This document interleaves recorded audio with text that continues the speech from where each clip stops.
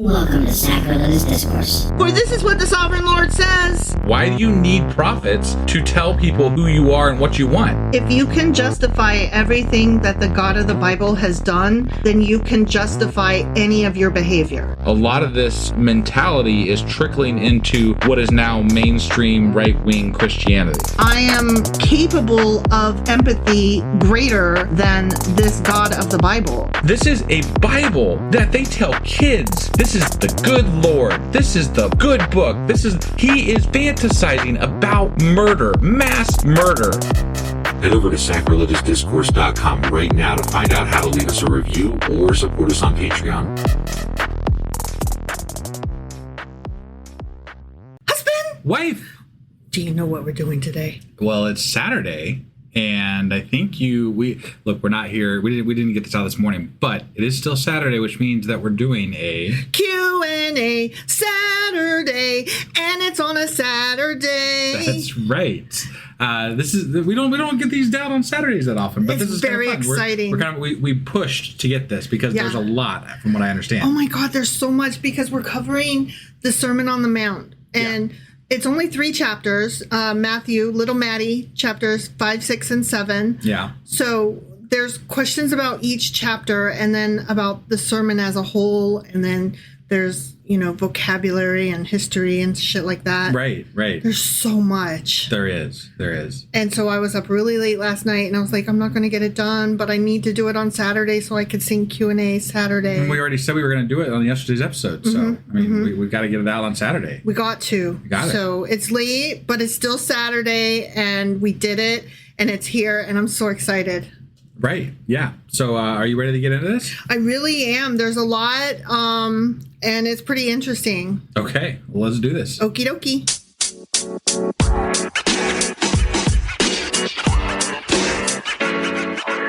All right, we are hopping into this Q&A Saturday over the Jesus on the Mount sermon, right? Yes.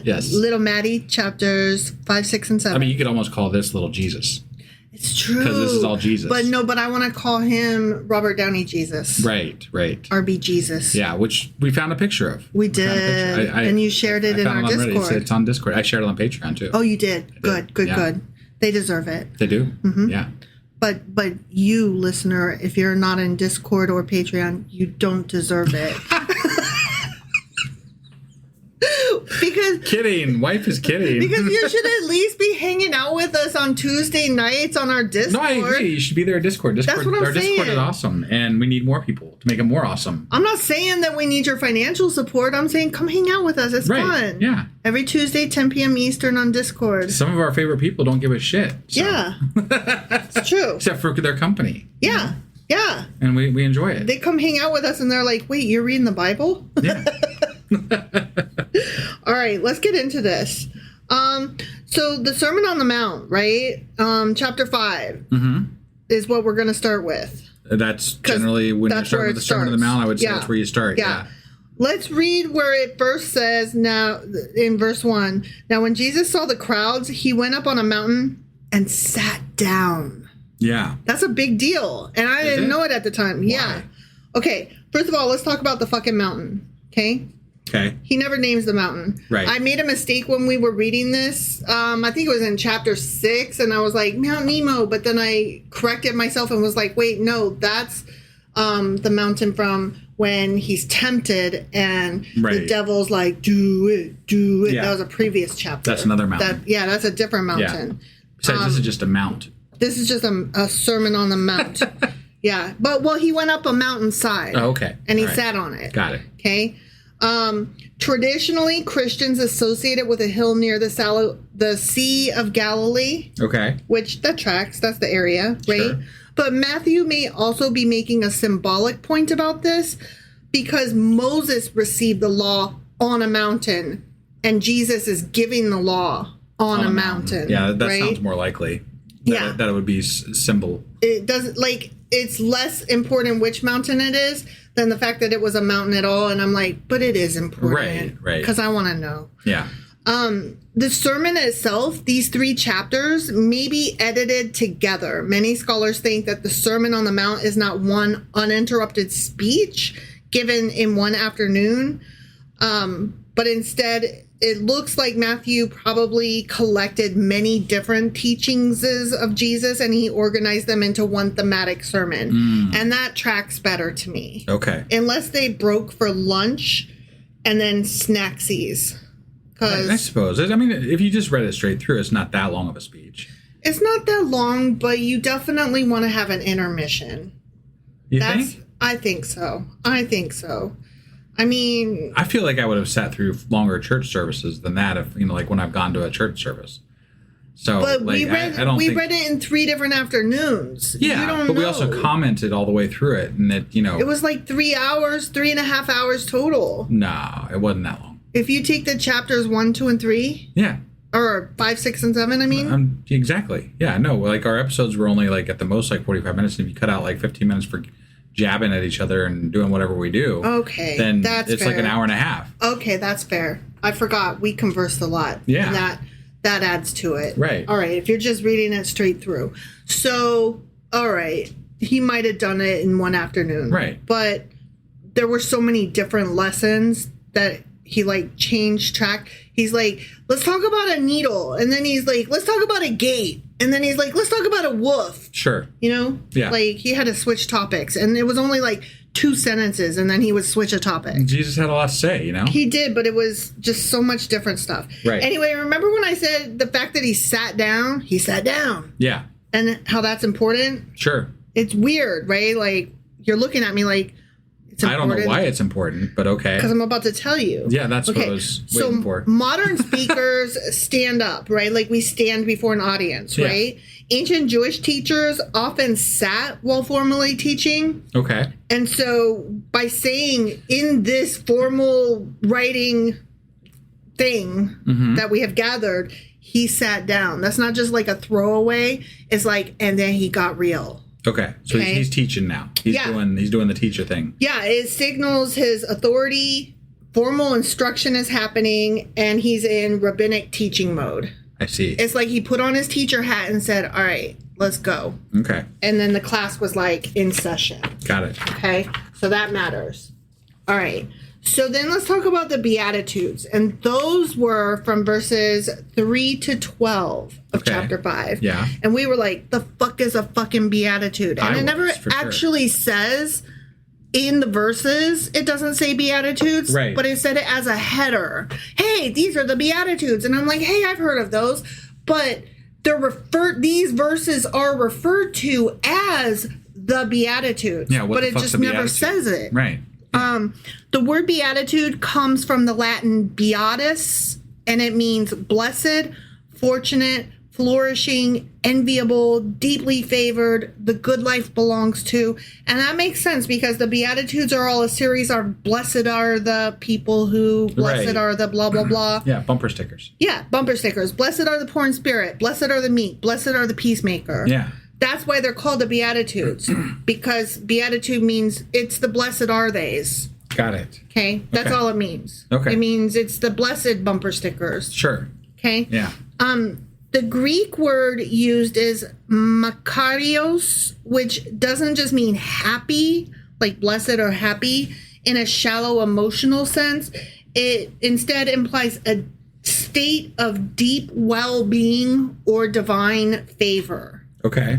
So it's not just blessed or happy or the meek.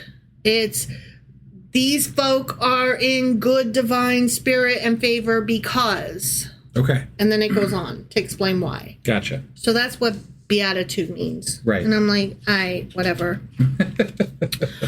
Then it goes on to talk about poverty of spirit and God's reaction to poverty of spirit, which is mourning. Yeah. And then we get the next step, which is meekness. Okay. Okay. And the Greek word is praeus, which can mean gentle, restrained, or controlled strength. Okay. Ancient Greek writers could even use related words for a tamed horse, a tamed war horse. So everything that they did, they would be talking about horses. Okay. All the time they're like talking about fucking animals and shit. Right. So blessed are the meek doesn't necessarily mean blessed are passive doormats. It means blessed are the people who refuse domination and violence despite having power. Okay. Does that make better sense? Yeah. Blessed are the war horses who don't just be chomping at the bit and biting all over you. They have the power to do that. It's kind of like when I clip my cat's nails. She could claw my fucking face off and tear me the fuck up if she wanted to. Right. But she has divine spirit. Blessed is the meek cat who allows me to clip her nails, and see, she gets better for it. Right? Because she holds back. Right. So she is divine. I see. My cat is divine. That makes sense. She acts like she's divine. She is. That's one thing that I liked in Star Trek Discovery. Book referred to as Cat as Her Majesty. Like, he always says, she's a queen. She's a queen. And I was like, as well, you should refer to your cat that way. Right. Like, that made me really love him. Yeah. All right. Then we move on. And we get to verses 13 through 16, where we talk about the salt of the earth and the light of the world. Okay. We had questions about salt. Like, we have a whole episode Q&A about the importance of salt during that, but what does it mean to be, these people are the salt of the earth? Right. Like, what does that even mean? That doesn't, like, we had questions. Yeah. Okay, so salt, as we talked about in that episode where we talked about the importance of salt. I only vaguely remember. But it was a couple years ago, but we did a special deep dive into salt. I remember making a Salt Bay reference. You did. You made a Salt Bay, and I was so impressed with you.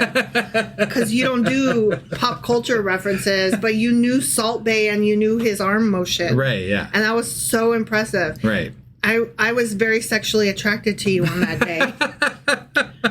Salt, as a reminder, has several important uses in the ancient world.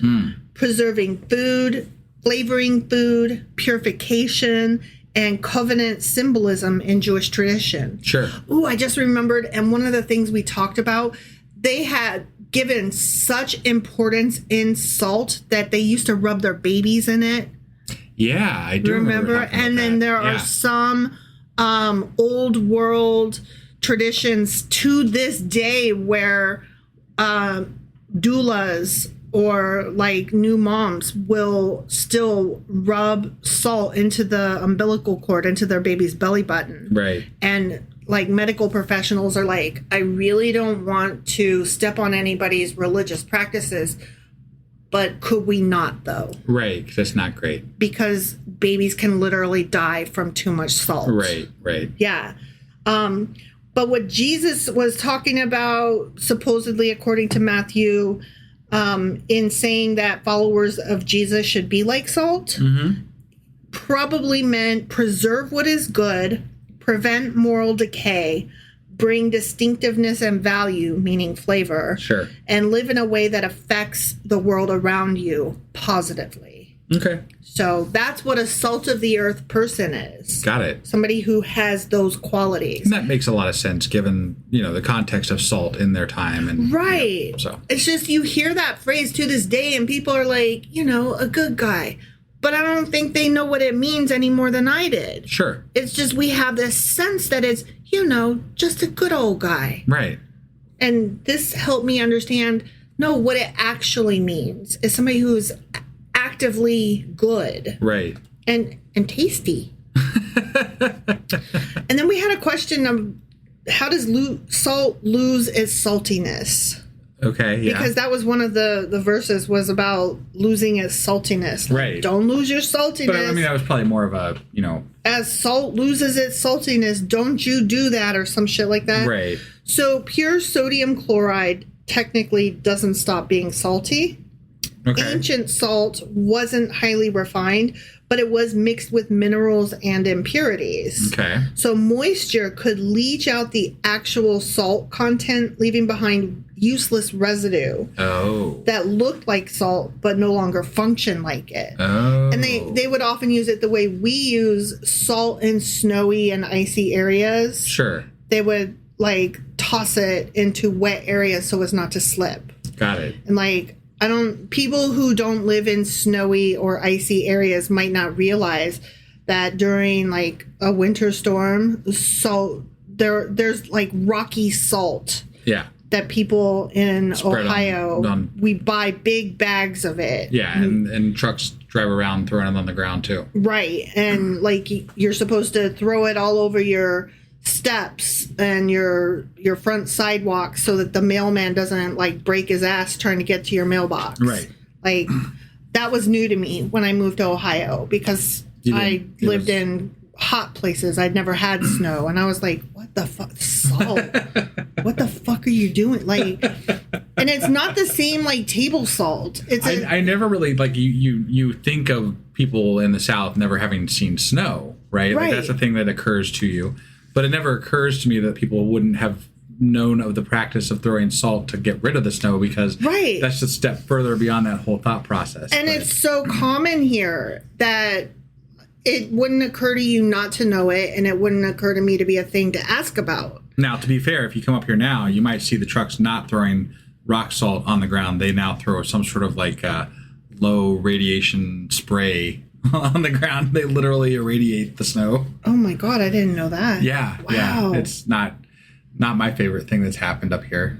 But salt's been really, like, we've had a couple of winters where it got so bad that we ran out of salt. And so, well, and I've seen reports too that salt overuse has begun to erode our water tables. Right, but I'm not sure that uranium water is the best way to go. No, I don't think that was a good answer. That's like fire frying pan kind of situation. Right. Yeah. So Jesus is using a practical image for his audience that they would recognize when he's talking about be like salt. Because everybody uses it, knows what it does, and understands they understand the metaphor. Right, so. Exactly. It was something that was meant to be potent and distinctive, and yet overuse can make it become ineffective. Sure. And that was his point. Well, and salt is not what it used to be to the average person anymore, right? We don't salt our meat to preserve it. We don't use it. It's not required now. Right. It's not that we don't, but we don't do that act ourselves. You know, like there are other places that do the preservations of these products, and they're preserved in different ways now. And there's even, people who have to watch their salt intake. Right. And that would not have been something even known of during Jesus's time. Right. And we have freezers now. That is true. Yeah. That is true. Can salt that loses its saltiness regain its saltiness? I would say no. Correct. Yeah. Not really. And the whole point was about losing integrity or purpose, not about actual actual salt, but it works both ways. It does. Science or metaphor. Yeah. I mean, I've been told I'm a little too salty sometimes. You can be sometimes. I can be. Yeah. I can be. I'm not sorry for it. Oh, we all know. Well, it be what it be. So moving on, then, like I had said that this was the bit with the salt and the light. Yeah. And one of our questions was, why would anybody put a light under a bowl? And then you made the comment about how our lamps actually, our living room lights actually are kind of like bowls over lights. Right. But we were like, okay, whatever, because we didn't really know what that meant. Sure. So, okay, I read two different things about this. Normally, one wouldn't put a bowl over a light, which was kind of Jesus's point. Ancient homes were dark, oil lamps were valuable and intended to illuminate the light. So putting a light under a bowl would hide the light, smother it, or otherwise defeat the purpose. Sure. So the metaphor means don't hide your ethical or spiritual life that you're meant to embody. Right.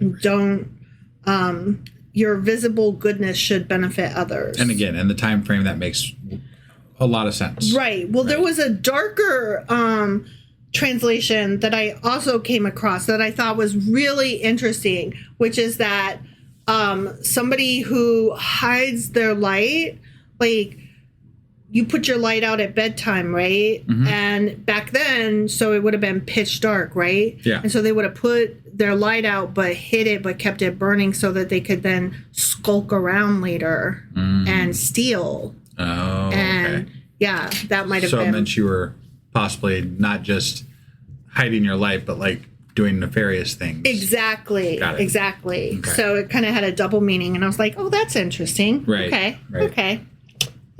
So don't be sneaky. And do be bright and happy. Right. And let it shine. Yeah. This little light of mine. Oh my God, I bet that's what that song's referencing. I'm gonna let it shine. I'm gonna let it shine, let it shine, let it shine. Probably. This little light of mine. Or maybe not. I'm gonna let it shine. Really could be anything. I'm gonna let it shine, let it shine, let it shine. But I'll let you have it. Had you heard that? I have. Like, that's all the words to it that I know. Right. Are there other words to it? Possibly. There's other. I recently found a song by the Dead South. What is it? Sunshine. You Are My Sunshine. You Are My Sunshine. And I only knew like the first verse, but there's like, and I don't know if it was always more verses, but there were always more verses. Okay, all right. Well, regardless, the Dead South's version of it is. It fantastic. takes the song in its original lyrical format and gives you the mood that the song always had.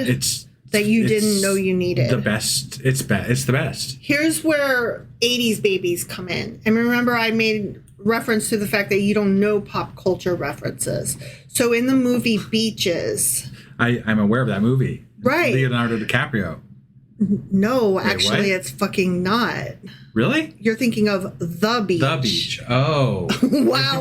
And that's not an 80s movie anyway. Right. Okay, Beaches had Bette Midler and Barbara Hershey in it. Okay. And a very early, Mayim Balak, she played Blossom. Okay. And I probably butchered her name. You're looking at me like I'm nuts, but I'm not looking at you like you're nuts. I just don't know what you're talking about. Yeah, 80s babies know what I'm talking about. The movie Beaches. Okay. Except me. Right. And probably a bunch of other people, actually. Okay. Anyway, in the movie Beaches, Barbara Hershey's character, like these two girls are best friends, okay? And Barbara Hershey's character towards the end is dying. And Bette Midler is driving them to the beach. And she's trying to sing to cheer everybody in the car up. And she starts singing You Are My Sunshine. And then she gets to the second verse and it's killer. And she's like, and she kind of peters off because, yeah, that song is not as cheerful as it lets on. Right. So, no, that song always had those verses. Side. You just didn't know them. Right. And what is that band called? The Dead South. The Dead South is like, oh, but we know them. Yeah, and they did a fantastic Here's how job. the song should be sung, and they did. Yeah. It's so good. They did. Highly recommend. Yeah. Anyway, Beaches, Bette Midler. Sure. Okay. It's a great movie. It's where the song "Wind Beneath My Wings" comes from. Is it? Yeah. I didn't know that. Yeah. I knew the song. That it literally comes from that soundtrack. Yeah. Okay. Because Cece Bloom is the Bette Midler character, and she's a famous singer in the movie, and she sings it about her best friend. Okay. Like, I'm the famous one, but did you ever know that you're my hero? You were the wind beneath my wings. Like, you're the one that actually mattered. You were the reliable one. I was the flake. Got it. Yeah, that's what that song is actually about. And it comes from that movie. That's great. Okay, anyway, so this little light of mine, I'm going to let it shine. Yes. Okay? All right, let's move on to verses 21 through 22. Okay. Jesus' attitude toward anger. Okay? And he's going to interpret the law against murder.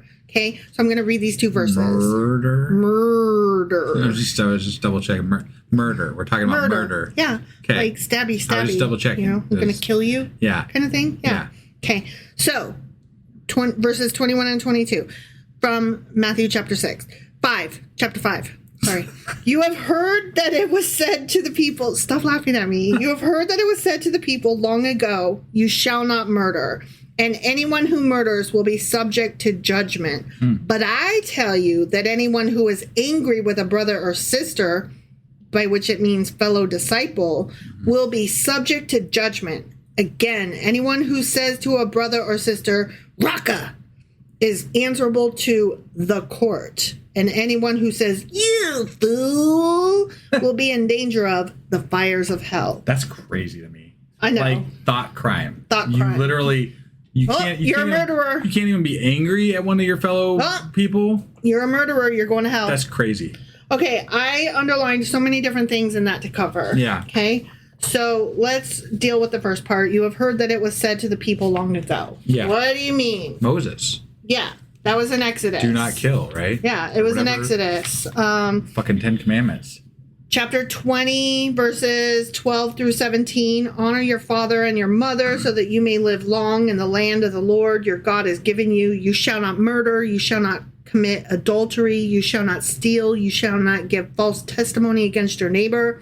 You shall not covet your neighbor's house. You shall not covet your neighbor's wife or his male or female servant, his ox or donkey, or anything that belongs to your neighbor. If you ever need a reminder of any of those, you can just go into any Texas school and find it on the walls. That is true. That is fucking true. Sadly. So I covered this when we went over chapter 5 by itself instead of like the Q&A. We were just talking about it a little bit. What the fuck is Raca? It's an Aramaic term of great contempt. Raca. Okay. Like, so when it says anyone who says to their fellow disciple, Raca, it's like saying, God damn it, or fuck. If I went, I mean, if hell was real and then, I mean, like, literally, I think everybody's going to hell then. Well, yeah. No one's going to make it through that. No. It's worse than that, though. It signifies a vain, empty, worthless person with shallow brains, and such expressions at the time were generally punished with a heavy fine. So basically, you would be saying, you worthless piece of shit. And you got fined for that. And you got fined. Shit. If I'm coming up to you and I'm saying, you are a worthless piece of shit. I have just said Raca to you. That's fucking nuts. And I would get fined because you're not a worthless piece of shit. Right, but I mean that it's just that's crazy to me. Like you can't. I mean, look, it's no fun when someone calls you a worthless piece of shit, right? But like, should they get fined for it?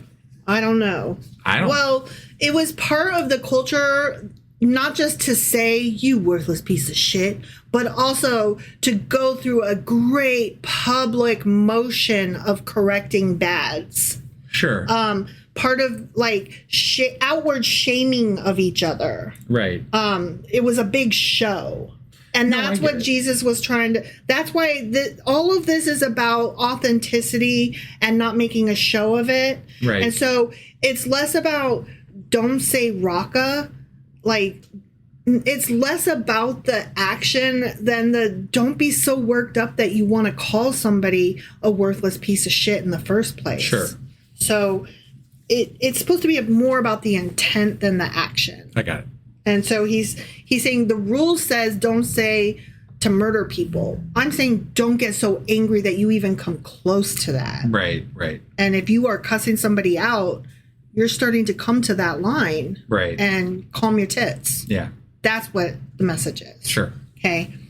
When it talks about the court, where it says they're answerable to the court. Yeah. That refers to the famous council known among the Jews by the name Sanhedrin, which we talked a little bit about. Okay. It was composed of 72 elders, 6 chosen out of each tribe. So you go and you call somebody a worthless piece of shit, and then they're like, I'm taking you to fucking court. And then so you go and stand in front of those 72 people. And then you have witnesses that heard you, so you got to pay a penalty for that. Yeah. You can't be cussing people out in public. Right. The Grand Sanhedrin not only received appeals from the inferior Sanhedrins, but could alone take cognizance of the highest crimes and alone inflict the punishment of stoning. Yeah. So depending on who you were that said it versus who you were that got called it versus the circumstances surrounding it, these guys got to judge, and they might not judge in your favor. Okay. Depending on what was happening. Yeah. And worse, they might be like, this is the 10th time you've come before us this month calling somebody a worthless piece of shit. It's time for you to be stoned, my friend. Right. Or something like that. Yeah. I don't know. Sure. Okay, and then so anyone saying, you fool, that is meaning, that applies to anyone that wants to rebel against God, to basically be like, God is dumb and doing wrong on this. You mean like us? Yes, right. Yes. Yeah. So we're going around saying, Raca, you fool. Yeah, this term implied among the Jews the highest enormity and most aggravated guilt. Yeah. Okay. Such an expression was typically punished by cutting out the tongue. Oh, shit. And thrusting a hot iron of 10 fingers breadth into the mouth of the person who used it. Wow. Right? Wow. Just imagine. Look, I'm thankful we live now. Yeah. So we definitely could not have had this podcast back then. Oh, well, no, that goes without saying almost. But basically, it's like you're walking up to saying, you're a goddamn worthless piece of shit. Right. That would have been so bad. Like, you've just combined all of the things into one. Yeah. You've said Raca. You've said you fool. Forget washing your mouth out with soap. Yeah. Yeah. They use hot irons. And... It was bad. It was not good. Then it went on to talk about, in that same verse, remember, I said that I underlined so many different things just in those verses alone. Yeah. This is the last one. Anyone who says, you fool, will be in danger of the fires of hell. This one's so interesting. This harkens back to something we love. Okay. The fires of hell should better be translated as the hell of fire. Okay. Depending, on the Greek and the Latin, right? Yeah. Matthew here is alluding to the valley of the son of Hinnom, which, would be Gehinnom. Oh. Gehenna. The actual Jewish hell. Yeah. The hell of fire. Right. This specific, geographic place was near Jerusalem and had been formerly used for those abominable sacrifices in which the idolatrous Jews had caused their children to pass through the fire to Molech. Yeah. A particular place in this valley was called Tophet, the fire stove. Okay. Remember us talking about that a little bit? Yeah. In which some supposed they burnt their children alive to Molech. And we had talked about that way back in 2 Kings, 2 Chronicles, and Jeremiah. Yeah. Okay. It's very probable that Matthew means this. If a man charges another with apostasy, meaning going against God and not believing God, not being godlike, from the Jewish religion, so not just about God, but about Judaism as a whole. Right. Like, you are not being very Jewish right now, right? Yeah. If a man charges another with apostasy from the Jewish religion or rebellion against God and cannot prove his charge, then he is exposed to that punishment, burning alive, which the other must have suffered if the charge had been substantiated. Wow. Yeah. Wow. Yeah. So you better be sure you're bringing a... Don't just accuse somebody of not being Jewish enough. How do you not have a witch hunt? Yeah. This is how. Exactly. This whole thing can be summarized thus. Someone pisses me off to the point that I slap them in the face and scream, burn in hell, goddammit, you stupid shit for brains.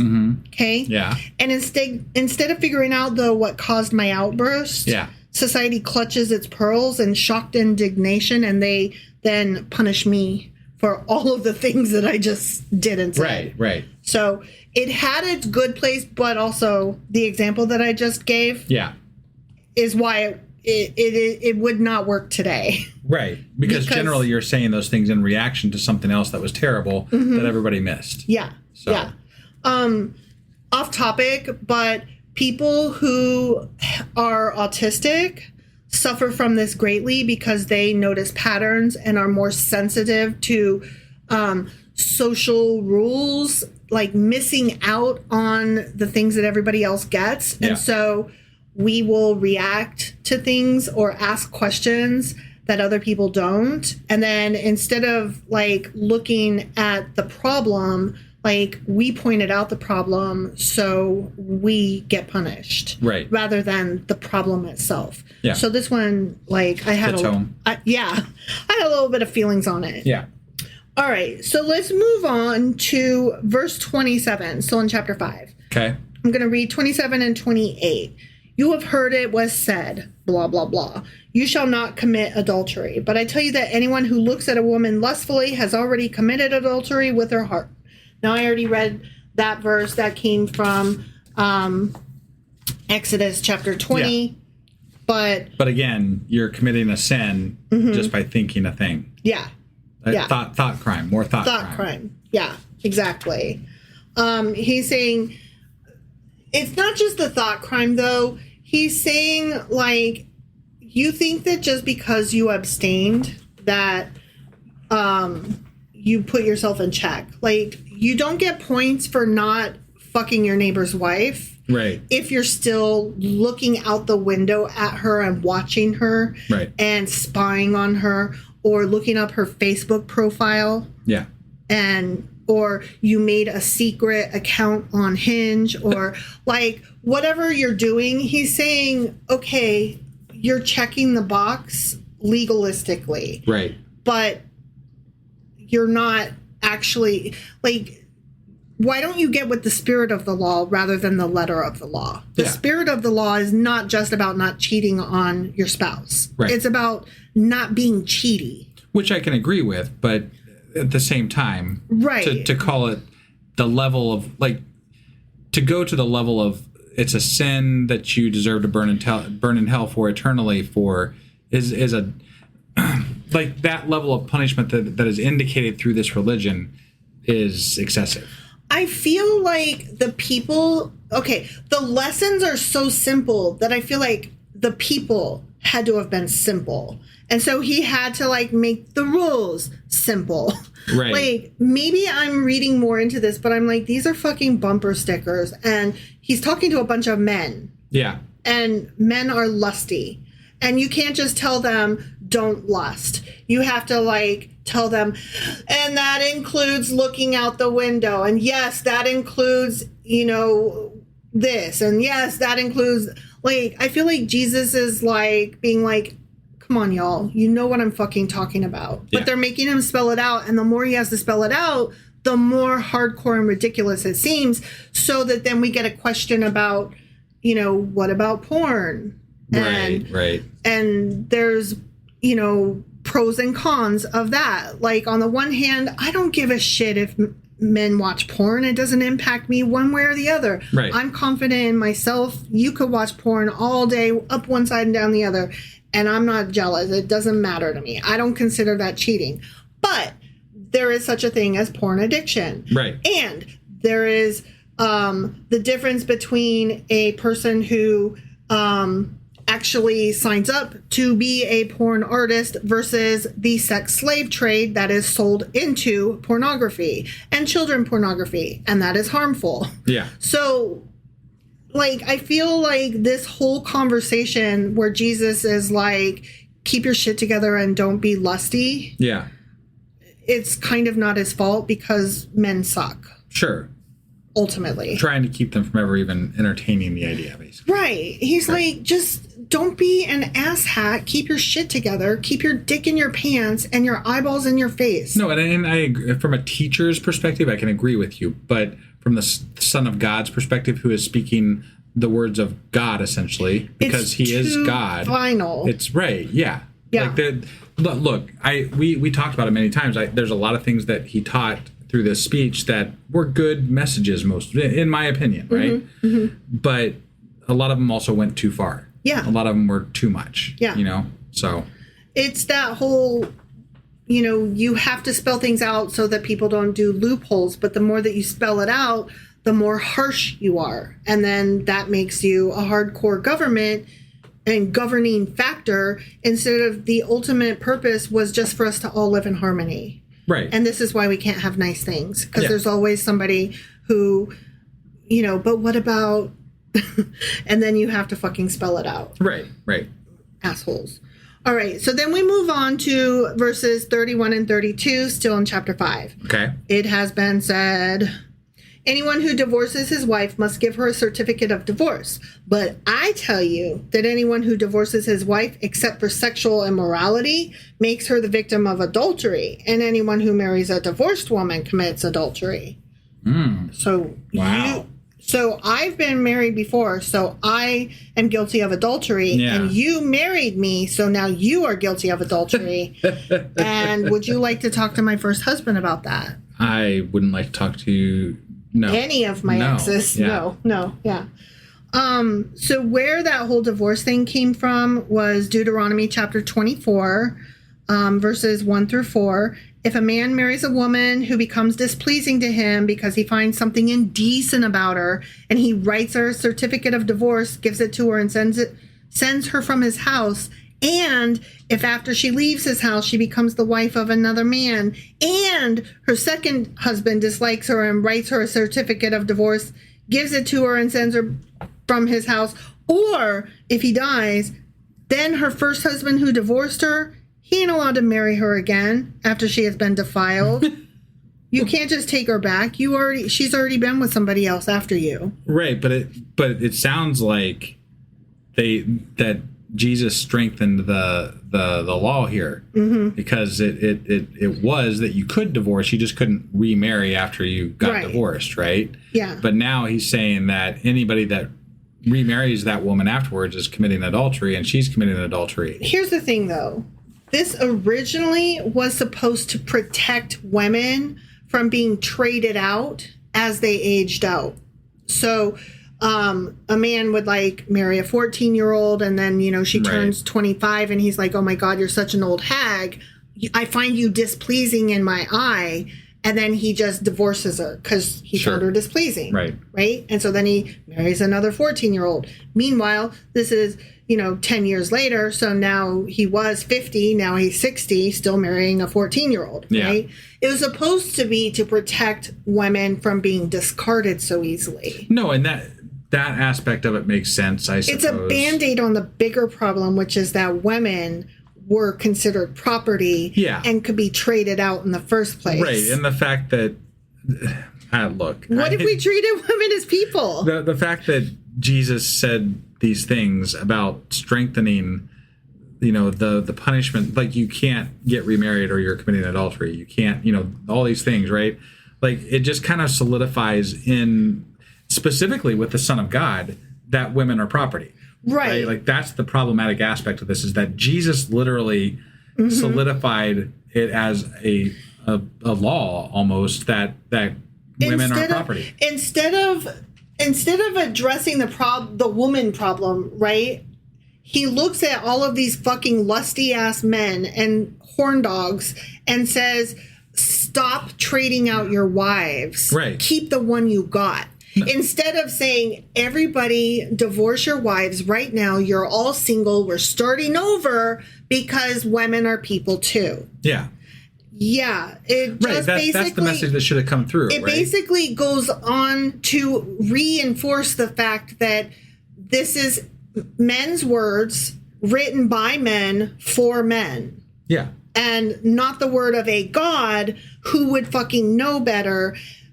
The same way that the earth isn't just this one little plot of sand, women are people too, and people from other places and other colors and other thoughts are also people. Well, and more importantly than that, I think that, it's held women down to this day. Yeah. Right? Like these ideas that permeate through religion, and not just in Christianity, but in religion in general, have kept women down. Like women didn't even have the right to vote in the United States until the 20s, right? I think that's correct. 20s or 30s. I mean, Pretty Mary sure Poppins was, about women's suffragettes. Right. Yes, in England, but right. Still. These verses are still being litigated in courts today in states that are trying to strip women of being allowed to divorce their husbands. Yeah, we're regressing so hard right now. It's not even, I mean, like, this is scary. This is why we are reading the Bible. Yeah. And, yeah. Like, because these verses are we are slipping back into a very theological state of being in this country. And to me, that is beyond scary. Like, thank you, Jesus, for asking men or demanding that men stop trading out their chattel wives. But maybe you could have gone a step further and chastised them for treating their wives as chattel. Right. And, you know, as long as we're on the topic, thank you, Supreme Court, for writing in pencil that abortions could kind of be allowed. But maybe you could have gone a step further and fucking codified it into law instead of leaving it in pencil so it could be erased by a drunk-ass piece of shit rapist. Yeah. Thanks. Appreciate ya. Right. You know? Yeah. Anyways. So then we go on to verse 38 and 39, still in chapter 5. Okay. You have heard it was said, eye for an eye and tooth for a tooth. But I tell you, do not resist an evil person. If anyone slaps you on the right cheek, turn to them the other cheek also. We were like, okay, he's saying don't be vindictive. I can see that, but I can also see you punch me a couple times, I am going to eventually fight back. Right. I don't think we're fully getting the message, but let's see what he's drawing from when in the you have heard that it was said. Where did that come from? Okay. Exodus chapter 21. Always Exodus. Always Exodus. Well, sometimes it was Deuteronomy. Sure, yeah. Verses 22 through 25. If people are fighting and hit a pregnant woman and she gives birth prematurely or has a miscarriage, but there is no serious injury, the offender must be fined whatever the woman's husband demands and the court allows. But if there is a serious injury, you are to take life for life, eye for eye, tooth for tooth, hand for hand, foot for foot, burn for burn, wound for wound, bruise for bruise. Okay. Okay. So I'm not really sure that the whole you have heard it here, like that was less about vengeance and more about property damage. Yeah. You know what I mean? Right. Property damage, including the loss of a child. Right. Because the child was your property. Yeah. It also comes from Leviticus chapter 24, though. So let's read that, verses 17 through 22. Anyone who takes the life of a human being is to be put to death. So murderers get murdered. Anyone who takes the life of someone's animal must take restitution, life for life. So pay a fee. Anyone who injures their neighbor is to be injured in the same manner. Fracture for fracture, eye for eye, tooth for tooth. The one who has inflicted the injury must suffer the same injury. Whoever kills an animal must make restitution, but whoever kills a human being is to be put to death. So murderers get murdered. You are to have the same law for the foreigner and the native born. Okay. I don't care whether it's somebody from here or not. This law applies. I am the Lord your God. Yeah. Okay. Okay. Remember when I told you that they were like super performative? Yeah. About their good deeds and their, well, I'm following the law. Right. And shaming each other into performing. So there was this one thing that I read that said, so let's say a dude is already missing an eye, right? Yeah. And somebody comes along and smacks the fuck out of him or stabs him or whatever, and he loses his other eye. Sure. Okay? Yeah. So if you did the same thing to the perpetrator, the eye for an eye. Yeah. That one guy is not, it's not an equal punishment. Right, because the one guy's completely blind now. Right. And the other guy still has, yeah. Right. Yeah. So the performative thing would have been, now we got to blind both of your eyes. Sure. To make it all even out. That's like what they were talking about. Like, on the one hand, I'm like, well, yeah, you blinded the guy for life. Right.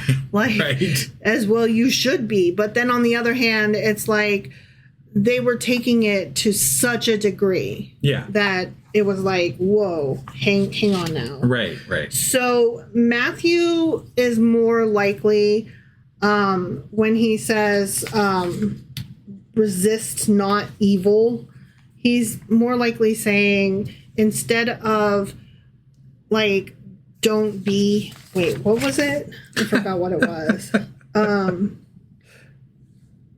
To turn the other cheek kind of thing. Yeah. He's saying don't repel one outrage by committing another.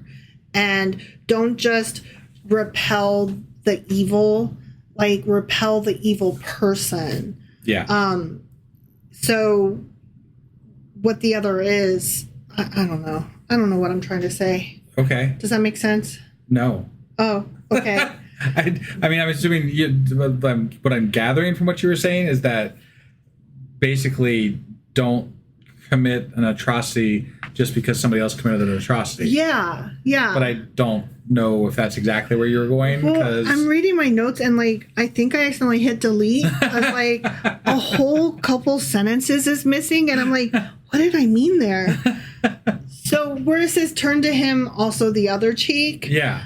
Rather than avenging yourself, be ready to suffer patiently a repetition because they're going to get their due in whatever in the afterlife or whatever. It's not on you to fix it. This is part of where they were like God will take care of it. Prepping for the afterlife kind of thing. Yeah. Which is different from some of the teachings in the Old Testament. The Old Testament was very much eye for an eye. Yeah. That reading in this speech was much different because he was like, no, you should suffer and let God take care of it. Yeah. Which I have to an extent. Which I have some things to say about that further in. Right. Okay. Yeah. So this is the second to last thing from chapter 5. Chapter 5 was the longest. Which I think we might cut this down to like a couple of episodes because we might. We're already at basically an hour. Yeah, I didn't realize I was going to go so long. So, okay. In verse 41. I keep getting my chapters and my verses mixed up. I'm like, we're in Matthew. We're in Matthew chapter 5. So that makes us a verse. Right. Verse 41. Yeah. If anyone forces you to go 1 mile, go with them 2 miles. There's actually some history in that. And a lot of times people put the, go the extra mile one with the turn the other cheek one. Yeah. But they're actually separate. Okay. I actually didn't know that go the extra mile was from the Bible, but I didn't either until I was reading this. Right. Yeah, it's the verse is literally if anyone forces you to go 1 mile, go with them 2 miles. Sure. Yeah. Okay. And it sounds like that's where the saying go the extra mile comes from. Right. And it sounds like it's the same thing as turn the other cheek, but it's not. Go the extra mile comes from Roman military oppression. Roman soldiers could legally force civilians to carry their gear for 1 mile. So go with him 2 miles would have sounded extremely politically shocking. Okay. Because, like, if that Roman soldier comes up to you and he's, like, demanding you to go with him the 1 mile, go with him both miles. Just nice him to death, basically. Yeah. Give him whatever he's asking for. Don't fight against him. Sure. Just do it. Do it. And do it even more, okay? It's an actual imperial occupation that is happening. Yeah. That Jesus is referencing here. Interesting. Yeah. And so listeners would have heard this as radical nonviolent resistance. Right. And exposing oppressive systems and refusing to be resentful about it. Yeah. So that's kind of cool. Yeah, so he was pulling like a Martin Luther King Jr. kind of, nonviolent resistance. Yeah. Like nice them to death. Let's show them what we really are. Yes. Let's show them who we are. Let's show them what we stand for. Exactly. It's one reason that this sermon in particular has inspired pacifist movements through the ages. Sure. Which I didn't realize, but that's why you're supposed to give them the extra mile. Like you're supposed to again, nice them to death. Right. And that's part of, like, you know, people will always say to show people your faith, not, or to lead, what, I don't know. By example, and actions are louder than words, which I will reference later on. Yeah. Again, it's kind of that whole, there is an aspect of that in religion that I had heard in the past, and probably is still used today, but not, like, now it is definitely way more performative than it was when I was younger. Mm-hmm. But there used to be a lot of people who very much silently did things to show that they were, you know, to show who they were. And and I actually kind of lived through, I like that idea. I like those. I like that. Well, I think that is more of a spiritual and philosophical practice, absolutely, than a religious one. Yeah, no, like, absolutely. That's just who you are as a person, right? And you either are that way or you're not. It's not really something you can teach. No, it's absolutely not. Yeah, like it's kind of like either you get it or you don't. Like, are you nice or aren't you? Right. Although empathy can be taught, it is just very difficult if you don't already have somewhere existing. Right. Like, right. You may not have empathy for certain people or certain causes, right? But you have empathy for something else. So empathy is like a muscle that can be stretched and grown. Yeah. To encompass other people and other causes, but you have to have it in the first place. Right. And some people are just selfish dicks and are not empathetic. Yeah. And they just shrivel up. Like Trump. And my ex. So, let's see. Moving on to verse 46. If you love those who love you, what reward will you get? Are not even the tax collectors doing that? So, we had questions about that. Like, what the fuck even does that mean? Right. And I did remember that tax collectors were super hated back then. I mean, generally they are, yeah. So, but even the tax collectors are loved by their own family, right? Sure. So, he's saying it's easy to love the people that you love, but it's much more difficult to love others. Right. And, but there's some more history and politics in this as well. So the word that's actually used is publicans, which is tax gatherers. And of these two classes, there were two classes: the superior, who were Romans of the equestrian order, and then the inferior, which is those who were mentioned in the Gospels, which is what we're reading. Okay. And those appear to mostly have been the Jews. They were the inferior, which is the story of the Jews, basically. Sure. They're always on the bottom in the Bible. Sure. In their perspective. Right, right. So this class of men was detestable among the Romans, the Greeks, and the Jews for their intolerable rapacity and avarice. Okay. So the tax gatherers at the bottom were just the absolute fucking worst. Because they had to be the ones that actually went and said, give me the fucking money. Right. Or whatever. Right. You know?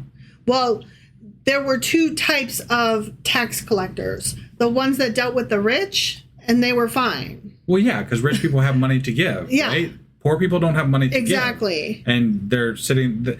Look, this is the same scenario where if your entire job is to deal with people who don't have money and you got to take money from them, you're going to be a miserable son of a bitch. You are.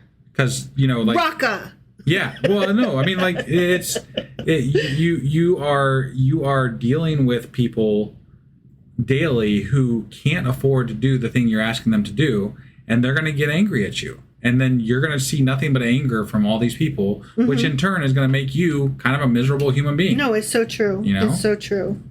So they were abhorred in a very special manner by the Jews, to whom the Roman government was odious. Okay. Okay. Like, they hated the Roman government, but even more so did the Jews hate their own tax collectors. Right. Which you just enumerated reasons why. Right. Those individuals were assisting in collecting the Roman tribute and were considered as betrayers of the liberties of their country and abettors of those who enslaved it.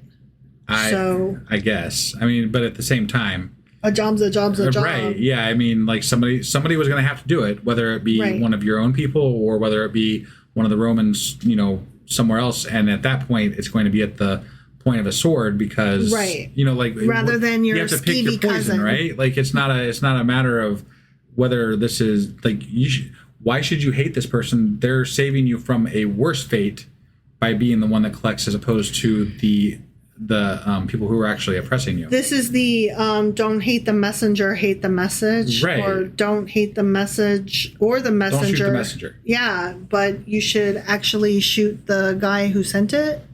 Yeah. I mean, don't shoot anybody, but No, but right. Yeah, exactly.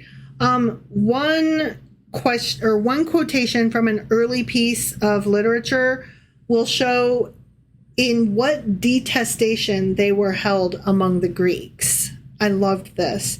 Theocritus, on being asked which of the wild beasts were the most cruel, answered, bears and lions in the mountains and tax gatherers in the city. Like that joke is still being told to this day in different formats. Sure. Know? Yeah. Like, ha ha ha, who's the cruelest creature of them all? And we say lawyers, right? But it could just as easily have been tax collectors. Yeah. The IRS. But lawyers are like, because we have some lawyers, not all lawyers. There are many great and good lawyers out there. But Legal Eagle, I am with you. But there are many who are.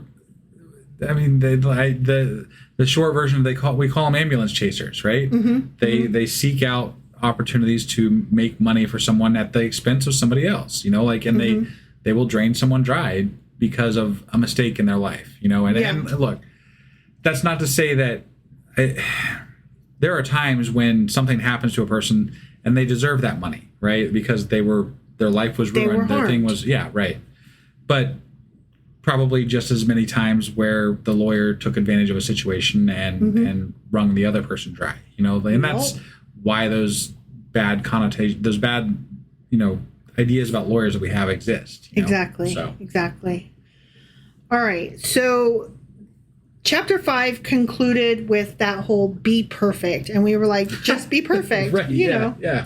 And it kind of sounds impossible because... It is. Yeah. But here's the thing. The translation on that is real messy.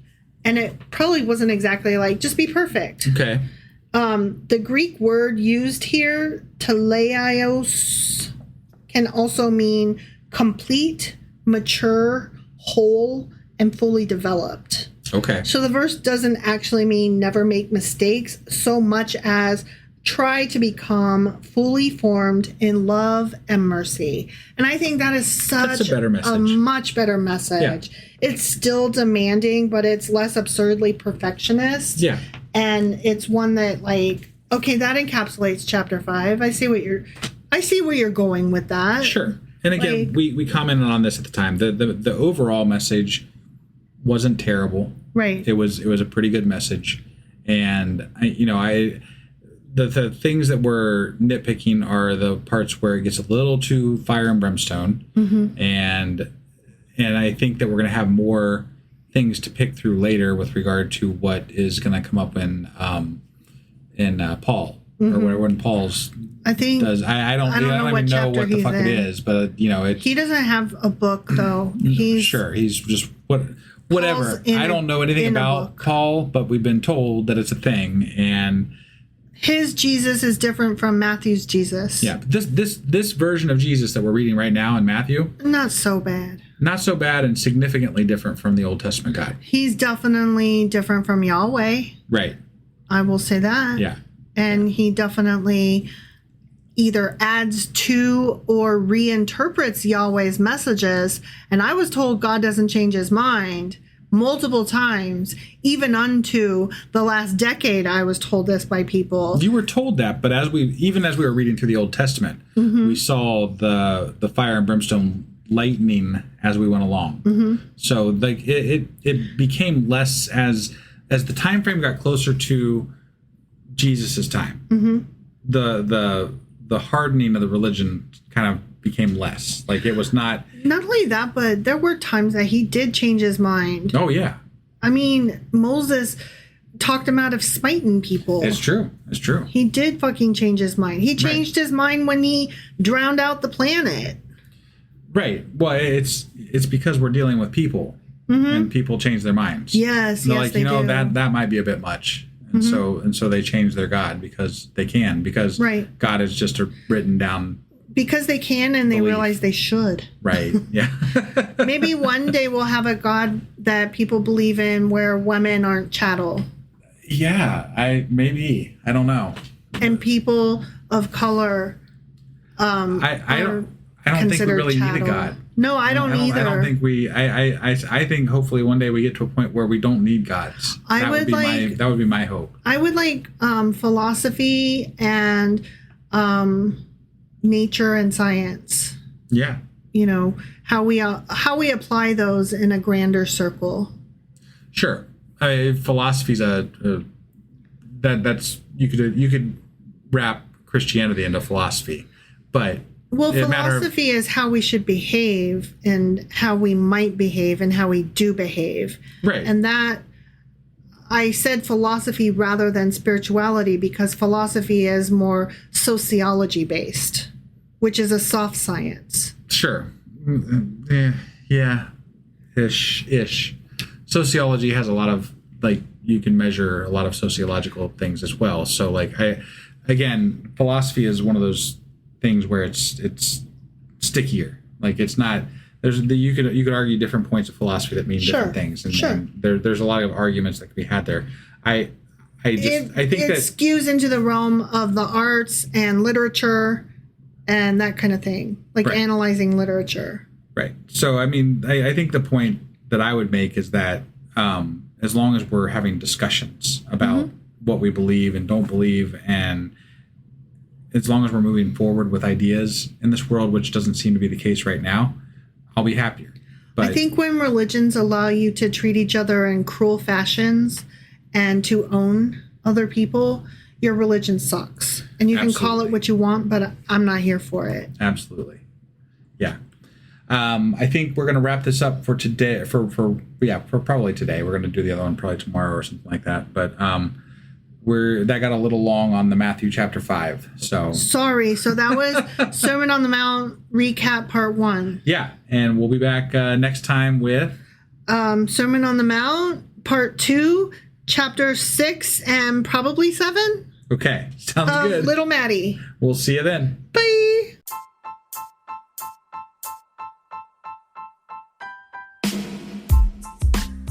Hey, wife. I guess that's the end. But husband, that's just sad. It doesn't have to be. We are on lots of social media platforms like Twitter.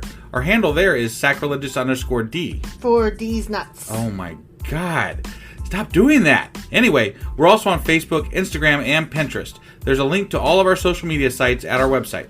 Ooh, we have a website? Yeah, it's sacrilegiousdiscourse.com, where you can also find a link to our merch shop. We have a merch shop? Yep. We have podcast-themed clothing, mugs, notebooks, and more, as well as an atheist and science-themed products. Wow, our fans should really go check that out right now. Definitely. They can get in touch with us by sending an email to sacrilegiousdiscourse@gmail.com. But before they do that, we could really use some help. Oh yeah? With what? Well, it's not free running the podcast, and we need some financial support in order to get better equipment, which will free up time so we can concentrate on our podcast and our fans. Okay, so what should they do? Head over to patreon.com/sacrilegious discourse and sign up as a contributor on our podcast. Supporters there receive additional bi-weekly episodes that we record just for our Patreon members for as little as $2 a month. Also, we'd really appreciate it if you would like and subscribe on whatever platform you're using. And Apple Podcast reviews help us out tremendously. Like and subscribe. Leave an Apple review. Join us on Twitter. Support us on Patreon. That's a lot of instructions. Don't forget to say thanks. Thanks. Okay, bye.